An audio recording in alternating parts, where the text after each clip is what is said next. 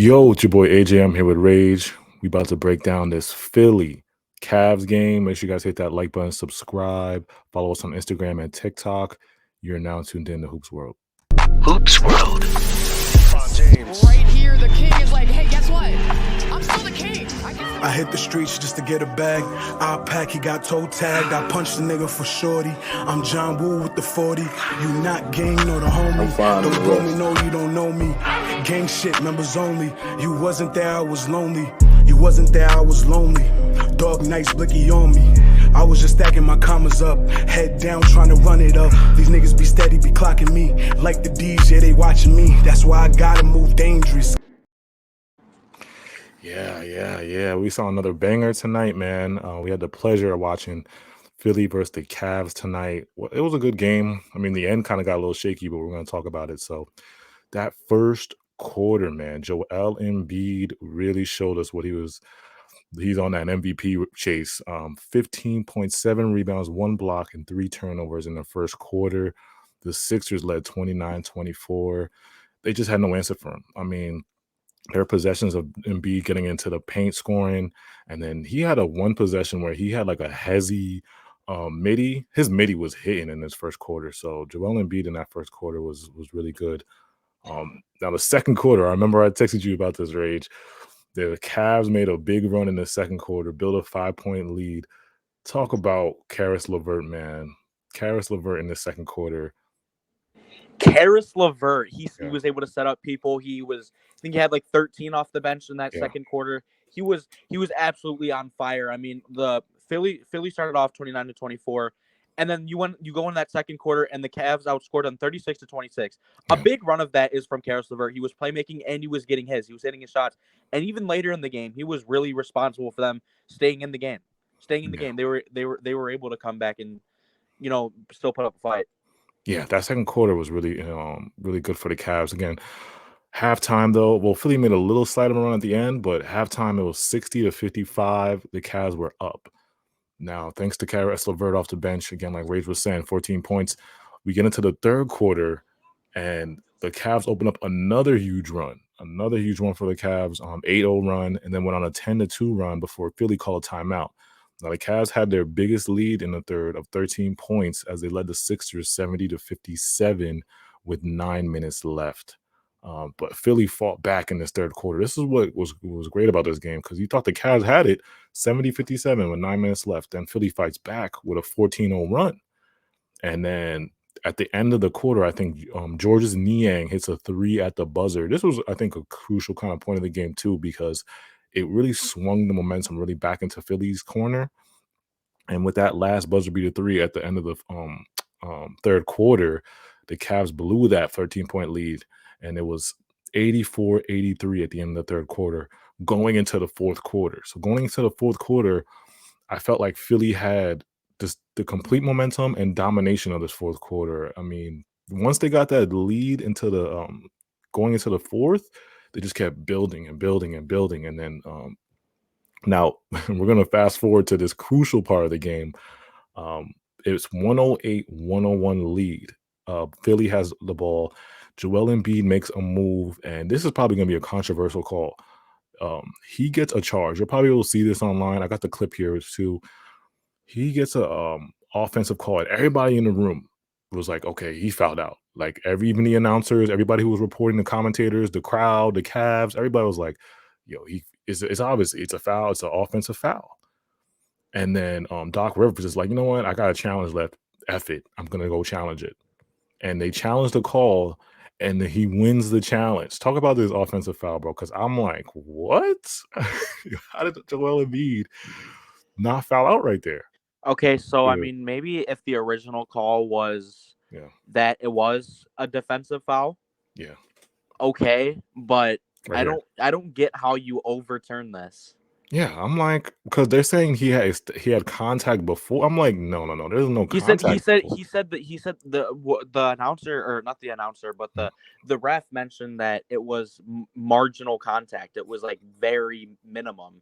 I don't see it. I mean, maybe obviously he did sell it, as does every single NBA player, but it's like I don't know how you overturn that. Yeah, because I'm like, he extended his arm.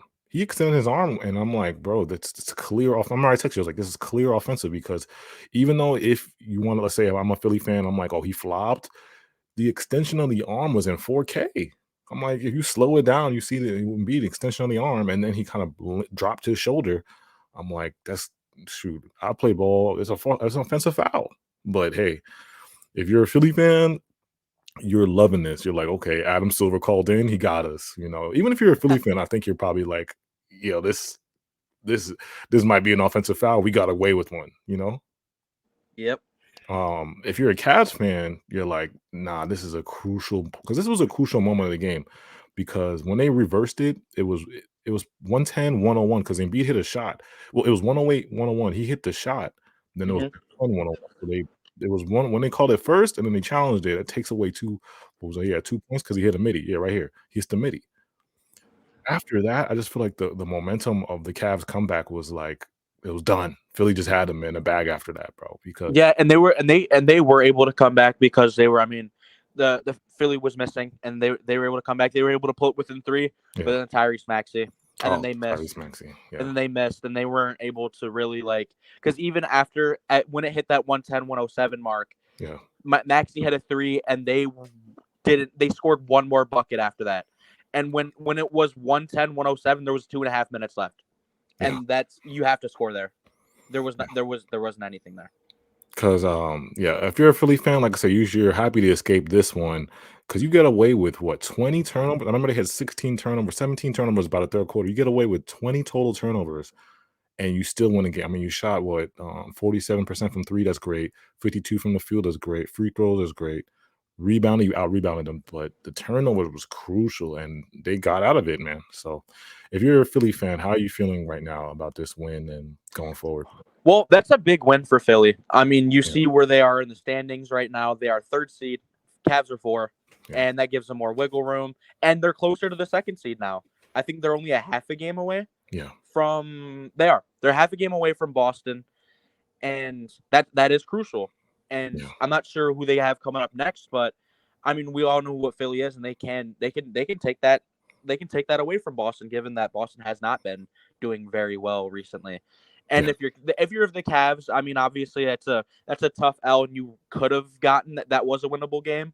You're still chilling. I mean, you still have a little bit of wiggle room in that 4th seed right there. Yeah. It was still a really good game from them. What do you think the Cavs could have done better this game? I mean, they had the game. I mean, like I said, they had 13-point lead in third quarter. What do you think they did wrong exactly? I mean, you look at the stats, Mobley 13. I guess you could have got more from Darius. 21 from Donovan. Cedi Osman. Oh my God, Cedi Osman. I mean, 24 off the bench from Caris LeVert is great. But I guess you could have gotten a little bit more from. You got to get more from Darius Garland. You got to get more from Donovan Mitchell and Darius Garland. Yeah, I mean, they're the head honchos of that team. You got to get more. I mean, no disrespect to Caris, he's been great, but he can't be your leading scorer, especially if he's coming off the bench. Exactly. When you have Donovan Mitchell and you have Darius Garland too, it's like, I mean, you had they both Darius Garland and Donovan Mitchell both shot 1 for 7 from 3. You can't live off that. Yeah. But I feel like if they would have had Jared Allen, that also would have been another that would have been would have helped them. That would have but because I mean, Evan Mobley is a good defender. I will give him that, but I mean, it's Embiid. You can only need do both so of much those. against that guy. You need JA and Mobley to throw at. And the thing is, Evan Mobley isn't very big himself. Obviously, like he's tall, but he does not have that weight on him like Embiid does. And he's gonna get his free throws. Obviously, Embiid doesn't miss either. Unbelievable, 10 of 10. He was able to get his. He's my MVP vote. I know a lot of people have been saying it's between him and Jokic, but to me, this man just got 36 and 18.